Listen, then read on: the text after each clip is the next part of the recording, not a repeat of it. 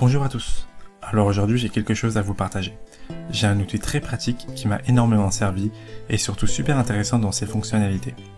Si vous voulez être actif sur les réseaux sociaux sans louper les dernières nouveautés et surtout pour gagner un peu de temps, ça pourrait vous intéresser. Alors ça s'appelle Sociallimap, c'est un site web. En gros vous pouvez connecter un compte, disons Twitter par exemple, puis un flux où vous voulez récupérer du contenu. On va choisir au hasard le blog IPSIDM de mon école. Chaque contenu publié par le blog sera automatiquement publié sur votre compte Twitter. Vous aurez ensuite accès à tout un tas de paramètres comme les heures de publication, un filtre sur les contenus à publier. Vous pouvez même rajouter des hashtags ou un petit texte pour personnaliser vos publications. Bref, je vous laisse découvrir. Alors maintenant, je vais vous donner un exemple. Donc rendez-vous sur sociallimap.com, allez au niveau du cadenas en haut à droite, inscrivez-vous puis connectez-vous.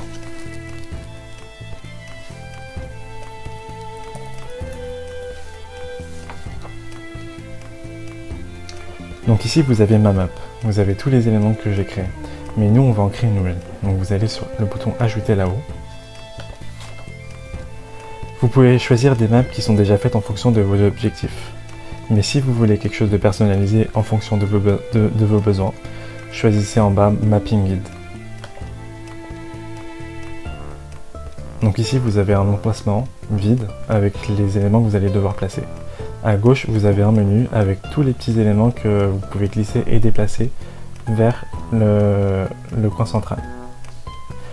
Donc nous simplement on va commencer par connecter un compte Twitter et le relier à un flux RSS. Donc pour le compte Twitter vous allez dans la partie entité à gauche, vous le prenez et vous le déplacez. Donc connecter.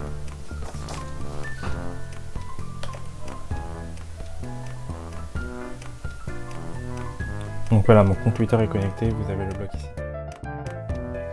Donc maintenant on va connecter le flux RSS. Donc encore à gauche, vous allez dans Entité, vous récupérez flux RSS et vous le glissez.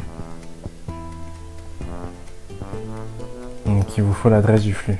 Moi je l'ai gardée, je l'ai copiée. Donc c'est celle-ci. Vous la mettez puis vous validez. Donc votre élément est prêt. Vous pouvez ensuite le prendre et le relier.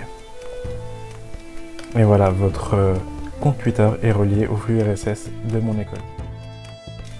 Maintenant, vous pouvez enrichir votre map et apporter quelques fonctions en plus.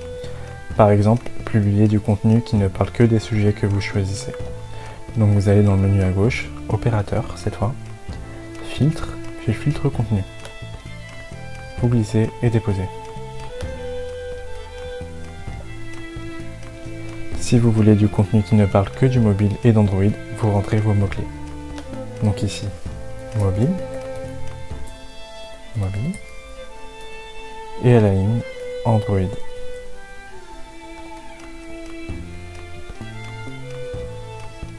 Vous validez, et votre élément est prêt. Vous pouvez le connecter au flux, puis au compte Twitter. Et cette flèche ne sert à rien. Donc vous la supprimez.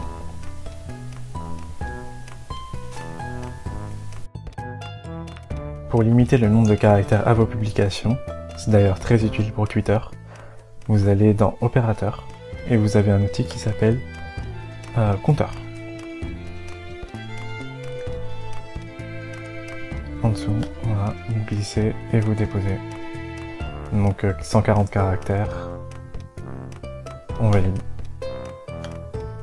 Et on le relie à filtre contenu. À la suite. On supprime l'autre lien.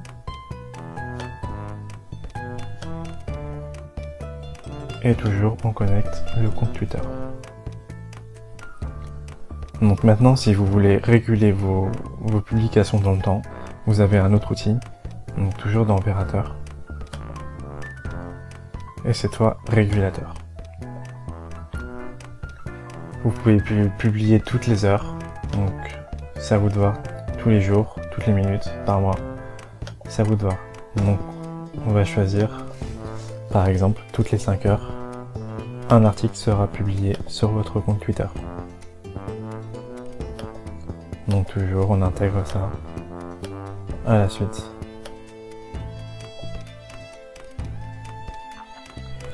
Maintenant, si vous voulez limiter dans le temps et créer des fourchettes, donc par exemple publier que le lundi, donc on va toujours dans opérateur et timer. Vous avez plein d'options, donc c'est par jour, par heure, par ville. Donc on va choisir de publier en semaine, du lundi au vendredi, de 9h à 18h. On valide. On relie.